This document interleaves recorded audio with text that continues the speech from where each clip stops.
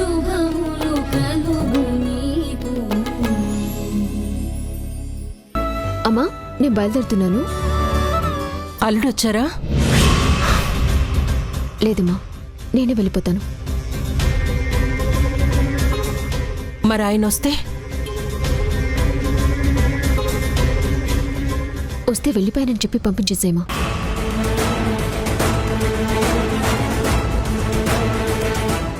వారాహి,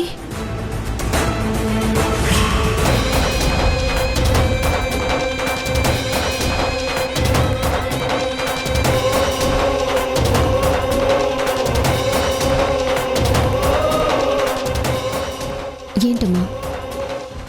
ఏమైనా సమస్య? సమస్య ఏముందమ్మా?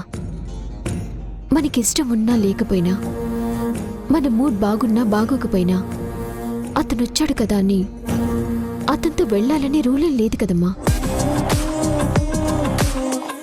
ఇంకా పెళ్లి కాలేదు. పెళ్ళైనా కూడా అతనిష్టమే చెల్లాలని లేదు కదా. ఇన్ని రోజుల్లో అతనే వచ్చి డ్రాప్ చేయలేదుగా. ఇవాళొచ్చి అన్ని తనకి నచ్చినట్టు తను చెప్పినట్టు జరిగిపోవాలంటే కష్టం కదమ్మా. అందుకే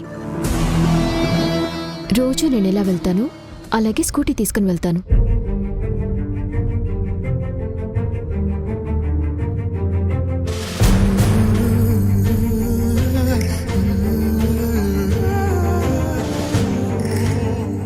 రా వారాహి, బయలుదేరదాం.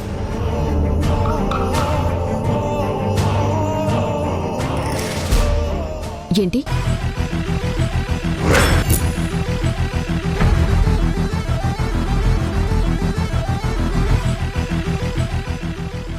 ఏంటి ఏముంది? స్కూల్కి టైం అవుతుంది కదా, పద బయలుదేరదాం. నాకు కూడా బండి ఉంది. నేను ఆ బండి మీద వెళ్తాను. నువ్వు మరీ ఎక్కువ శ్రమ పడక్కర్లేదు. ఏంటి టోన్ మారింది, పద్ధతి మారింది? నా ఒరిజినాలిటీ ఇదే.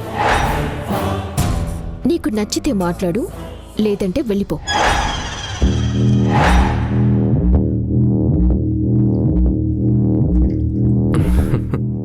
అయినా నువ్వెళ్ళడం ఏంటి కొత్తగా? రోజు నేను డ్రాప్ చేస్తున్నాను కదా. కొత్తగానా? రోజునా? అంటే నేను పుట్టినప్పటి నుంచి నువ్వు నాతో కలిసి పెరిగావా? నేను పెరిగాక నాకు ఫ్రెండ్ అయ్యావా?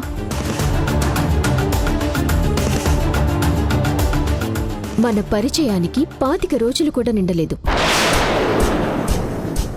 మనమేం ప్రేమికులం కూడా కాదు.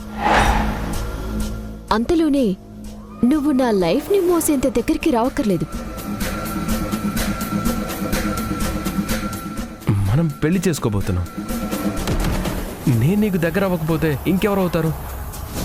చూడు మిస్టర్ రఘు, ఏదైనా జరిగాక మన చేతుల్లోకి టేక్ ఓవర్ చెయ్యాలి అనుకోవాలి. జరక్కముందే ఇలా ఓవర్ చేయకూడదు.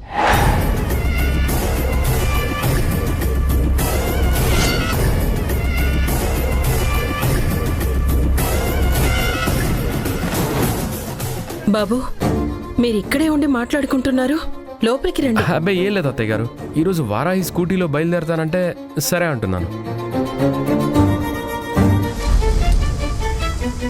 అమ్మా, నేను బయలుదేరుతాను. జాగ్రత్తగా వెళ్ళిరామ్మా.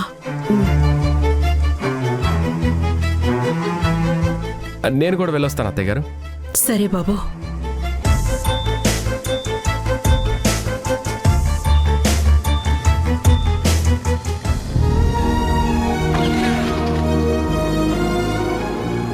నేను బయలుదేరుతాను. జాగ్రత్తమ్మా.